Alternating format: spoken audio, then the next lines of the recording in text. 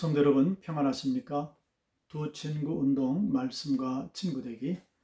오늘 그 56번째 날 2021년 4월 11일 주일 아침입니다.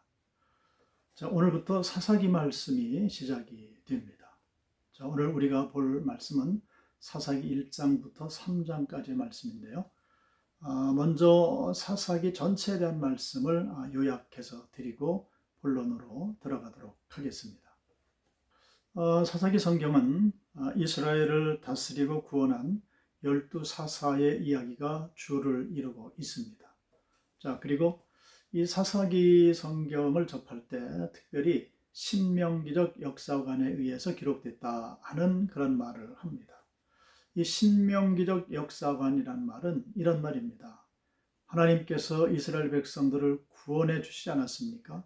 그런데 이들은 시간이 흐르면 하나님께 불순종하고 타락하게 됩니다. 그러면 하나님께서는 그들을 심판하시게 되죠.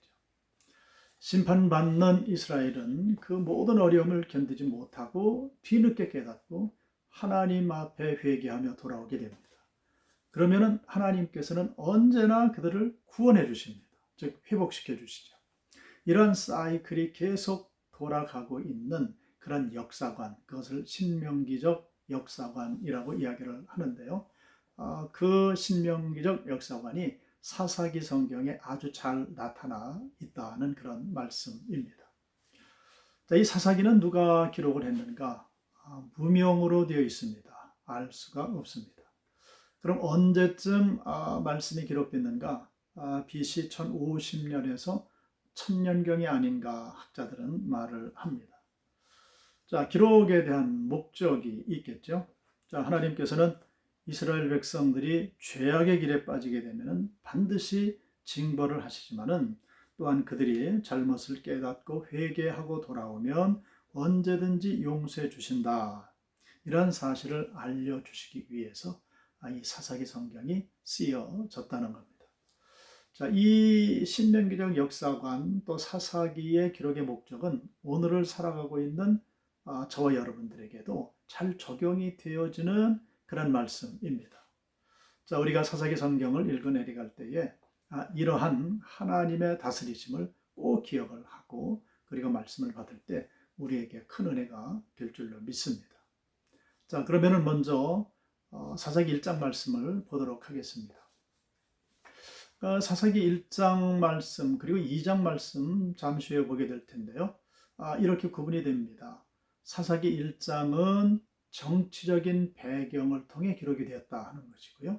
사사기 2장은 영적인 배경을 두고 기록했다 이렇게 이야기를 이제 합니다. 자, 사사기 1장 말씀을 보게 되면 그 정치적인 배경에 대해서 말씀을 합니다. 여호수아 때에 이스라엘 백성들은 각 지파별로 하나님께서 말씀하신 대로 그리고 하나님께서 허락하신 대로 땅을 분배받지 않습니까?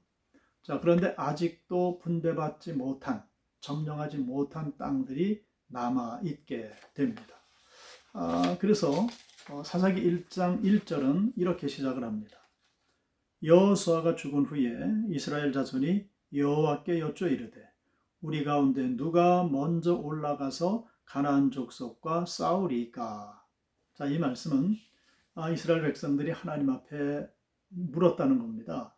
아직 점령하지 못한 땅을 어느 지파가 먼저 올라가서 전쟁을 치르고 점령해야 되겠습니까?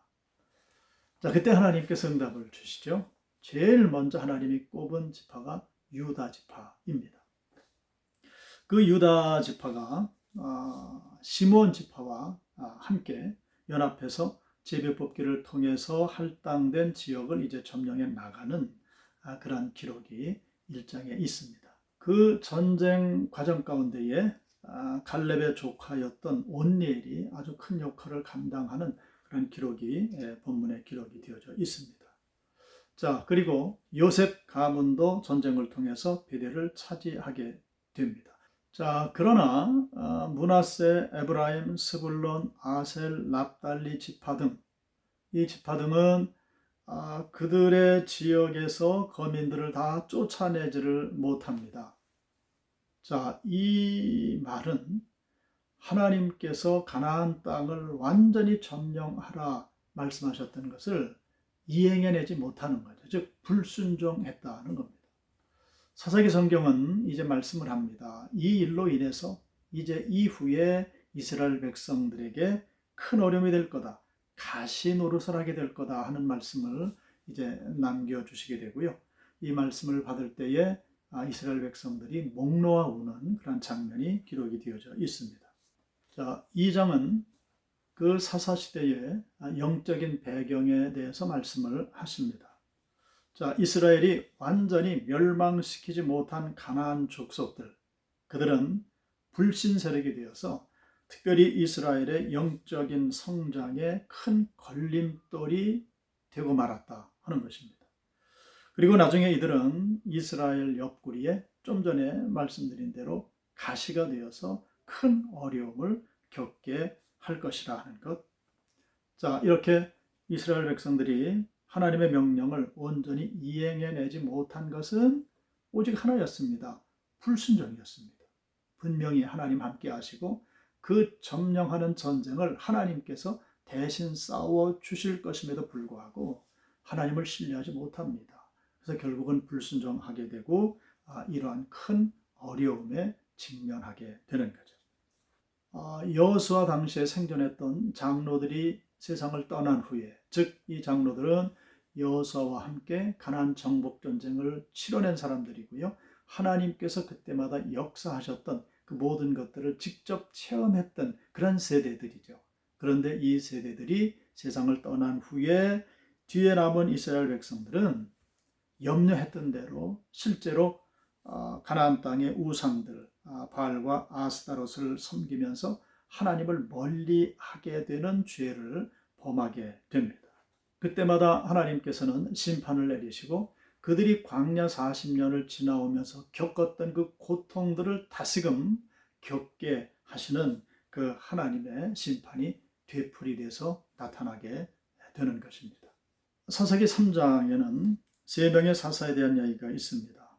온니엘과 에훗과 삼갈에 대한 그런 기록입니다. 자, 이스라엘이 이방 민족과 섞여 살면서 가나안 우상인 바알과 아세라를 섬기게 되고 그때 하나님께서는 메소포타미아의 구산 리사다임 왕을 세워서 이스라엘 백성들에게 징벌을 내리시게 됩니다. 이스라엘은 그 이방 왕의 통치하에서 8년 동안을 고통을 겪게 되죠. 그런데 하나님께서는 이 이스라엘 백성들이 그 고통 가운데 하나님 앞에 회개하고 돌아오죠. 하나님 구원해 주옵소서라고 부르짖을 때에 그 하나님께서는 사사 온니엘을 세우십니다. 그리고 그를 통해 구원해 주시고 온니엘의 통치 기간 자그마치 40년이었습니다. 40년 동안 평안한 삶을 살 수 있게 해 주셨습니다. 자, 그러나 온니엘이 죽은 후에 이스라엘 백성들은 다시 우상 숭배에 빠지게 되고요. 그에 따른 하나님의 징벌이 또 내리게 되는데 이번에는 18년 동안 모압과 에글론의 지배를 받게 됩니다. 그 이후에 사사 에훗이 일어나서 에글론 왕을 죽임으로써 이후 80년 동안 평안한 삶을 이제 살게 됩니다. 자, 그리고 삼갈의 이야기가 등장을 하는데 짤막한 말씀으로 기록이 되어지죠. 이 사사 삼갈은 소를 모는 막대기로 블레셋 사람 600명을 죽이고 이스라엘 백성들을 구원했다라고 기록을 하고 있습니다. 자, 이렇게 하나님께서는 이스라엘 백성들이 위험에 처해질 때마다 그들을 구원해 주시기 위해서 사사들을 보내주셨고요. 그 사사들의 활약을 통해서 또 하나님의 평화를 누릴 수 있도록 은혜를 베풀어 주셨습니다. 오늘도 우리가 하루를 살아가게 될 텐데요. 이 사사기 말씀들을 통해서 깨달은 그 하나님의 놀라운 은혜를 심령 가운데 우리가 새기면서 늘 마음을 새롭게 함으로 하나님의 인도하심, 하나님의 동행하심, 하나님께서 승리케 하시는 또 하나님께서 복을 내리시는 그러한 삶을 저와 여러분 오늘 하루 살아내기를 원합니다. 기도하겠습니다. 아버지 하나님, 오늘부터 사사기 말씀을 우리가 나누게 됩니다. 하나님의 구원과 이스라엘 백성들의 타락과 불순종, 또 하나님의 징계, 또 고통 가운데 하나님 앞에 회개하는 이스라엘 백성들의 그 모습이 반복적으로 되풀이되어지는 그런 모습을 보게 됩니다. 우리의 모습이 그런 모습이 아닌가 다시금 주님 앞에 믿음의 옷깃을 여미게 됩니다. 아버지 하나님, 반복되어지는 모든 것들을 끊게 하시고 늘 하나님의 은혜의 충만함을 입어서 주님을 바라보며 순종함으로 하나님 우리 위에 예비하신 그 모든 복과 은혜를 마음껏 받아 누리며 살아가는 우리 모두가 되게 하여 주시옵소서. 예수 그리스도의 이름으로 기도드리옵나이다. 아멘.